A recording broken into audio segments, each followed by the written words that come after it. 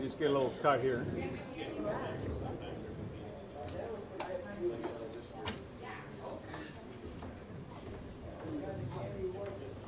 George, stop talking.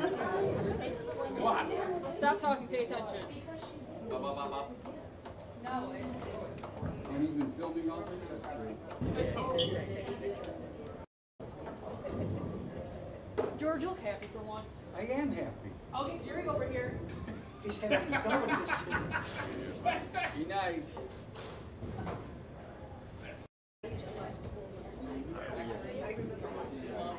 Well, Samantha, congratulations on winning today. Thank you. You know, you led qualifying after starting off really strong with that 242. So what was the key to your success today? You know, I'm not going to lie, I struggled after that 242. The lanes really broke down a little strangely, and I was not matching up with it, but that 242 really helped carry me through and helped me lead qualifying. And then once I got into the final match, just tried to stay calm, tried to remember to breathe. It's been a long time since I've been back in a pressure situation like that, so just tried to keep my breath steady, make my shots when I needed to, and pick up spares, even though I did miss a few, but still did my best. Well, you've been in the women's series now for a couple, 3 years. 2 years, yep. 2 years now, and you were a collegiate bowler, as I recall, right? I was, yes. Okay, so how would you compare this type of competition to some of your collegiate experience? It's a great question. Bowling in the men's and women's series has been great to get me back into this competitive spirit. There are a lot of good bowlers at both men's and women's series, and in college we were bowling against great bowlers from all over the place. So it's been really great to get back into that. The competitiveness is nowhere else. This tournament right here is great, especially being on the east side of the state. It's something good to just keep you competitive, keep you practicing, and keep you hungry for more titles like this. Well, congratulations. We'll see you next year. Thank you so much. That wasn't terrible. Thank you. You did fine. Okay. Seriously.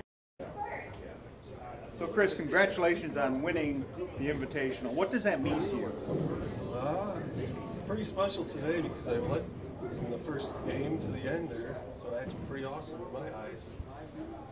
Well, you were the top seed for the stepladder as the top qualifier. You came right out of the blocks with 246. What did you find immediately that others may not have? Well, last year helped me a lot with the gutter in play. If the gutter's in play, I'm at home. Love it.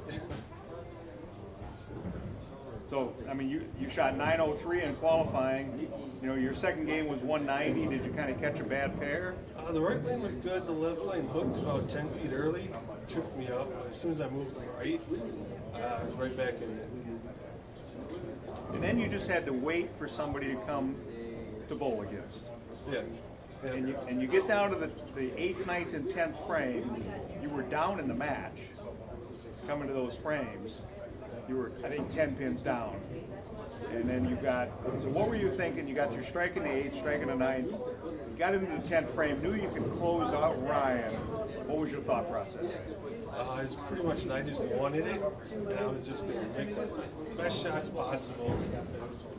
Made two super good shots the first two. Timing got a little bit late, pulled the last one. Got kind of lucky to come out with the championship on that one. So last year you were in the finals, you finished second against your neighbor, Corey Miller. And you guys rode together, I understand. Yes. And so this year, you were probably hoping to bowl him again, right? Yeah, I needed redemption. I wanted that rematch. Wanted it bad. Maybe next year. Okay, well, congratulations, Chris. We'll see you in the fall. All right, thank you very much.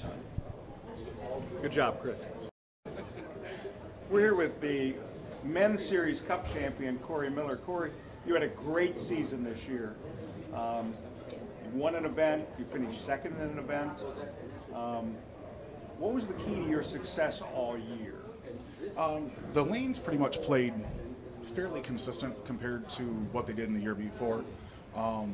So each event I just learned from the previous one and took it with me, brought different equipment to each one, and just tried going out, giving it 110% at every event. So you started off the year by finishing second to Raymond Sarikas. Yes. and you never really looked back after that, did you? No, actually, by finishing second, it gave me motivation. I was determined to win at least one this year, if not more. Well, you did win a Thunder Bowl in January, so tell me about that one. Thunder Bowl for me is hit or miss. I either bowl really good or I bowl really bad. Coming off having the Masters there, I had confidence going in. I was able to get a look at Thunder Bowl that nobody else was able to get, and I ran with it. Then you got to the final event at Century, and you got knocked out a little bit early, as I recall. You made match play, but and you were looking at the scoreboard, weren't you? Oh yes, I was watching. I earned a bye at Century, lost my first match, made a couple bonehead moves, cost me the match. I knew what the people behind me had to do to catch me, so I was definitely watching those matches very closely. Congratulations, Corey. We'll see you next year. Thank you, sir. Good job.